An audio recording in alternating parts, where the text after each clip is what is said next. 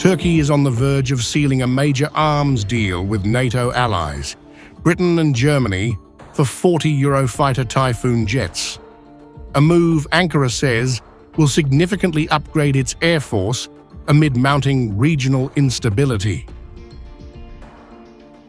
The preliminary agreement was signed in Istanbul by Turkish Defense Minister Yaşar Güler and British Defense Secretary John Healey on the sidelines of the International Defense Industry Fair. Güler called the memorandum, "We welcome this positive step toward our country, joining the Eurofighter Typhoon Club, and want to reiterate our mutual ambition to complete the necessary arrangements as soon as possible."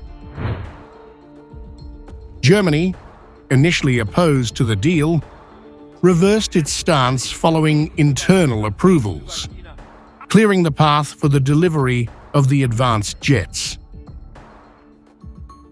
UK Prime Minister Keir Starmer emphasised the economic and strategic value of the agreement, stating,